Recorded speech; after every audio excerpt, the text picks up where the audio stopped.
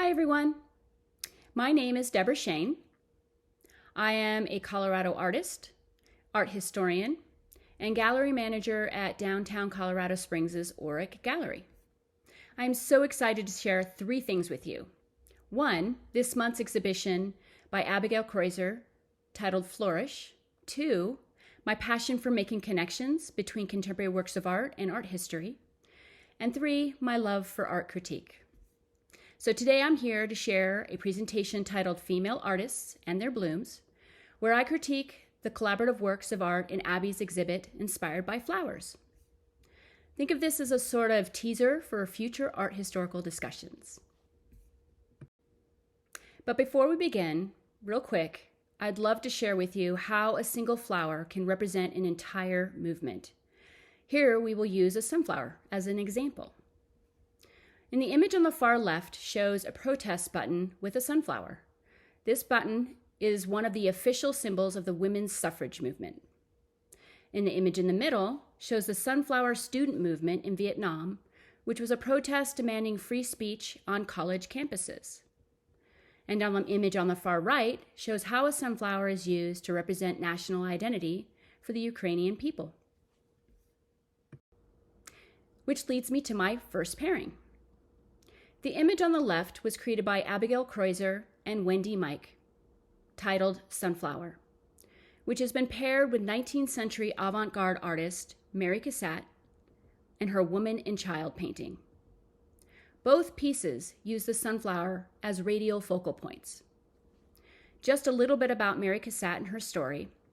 She attended the Pennsylvania School of Fine Art, only to be patronized by male classmates and teachers because she wanted to paint portraits at a time when women were mostly designated to still life painting.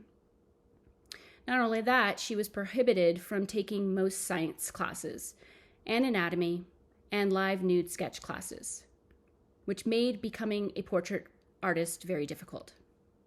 Frustrated, she begged her father to study abroad in hopes that it would be more progressive. Her father agreed, with the understanding that her mother would chaperone. So off they went. Upon arrival, Mary learned that one of the most prestigious art schools in Paris, the École des Beaux-Arts School, only accepted men.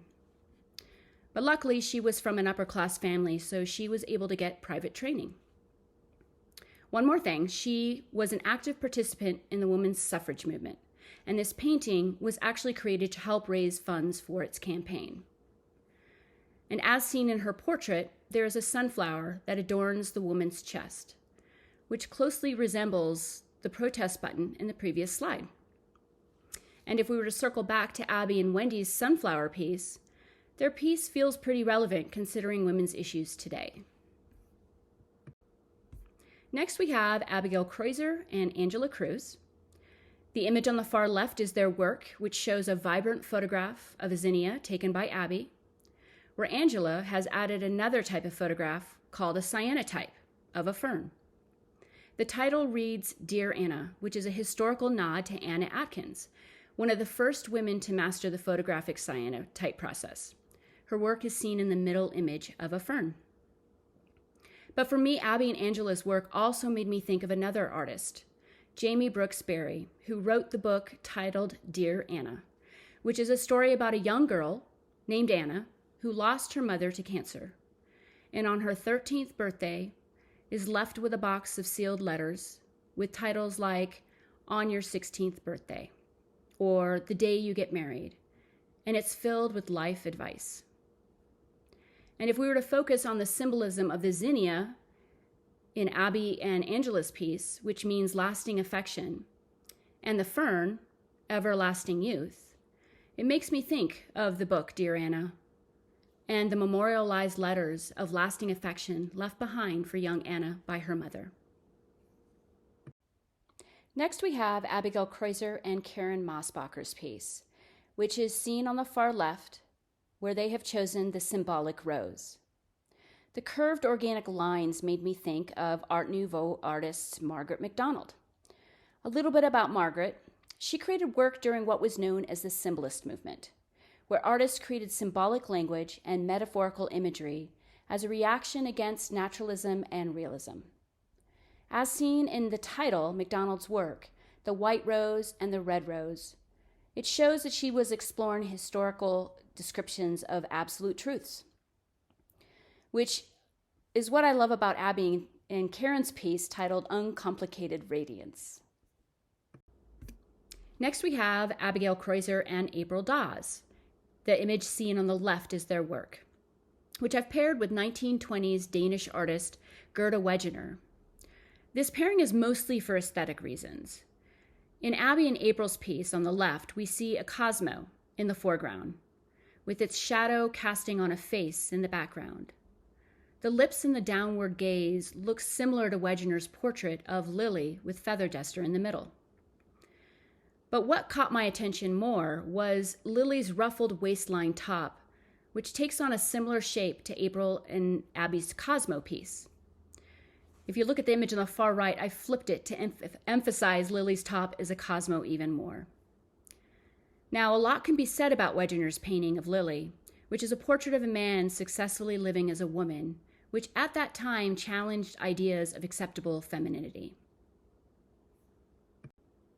Next, we have Abigail Kreuser and Ashley Anderson, which is seen in the image on the left in their piece titled Peony.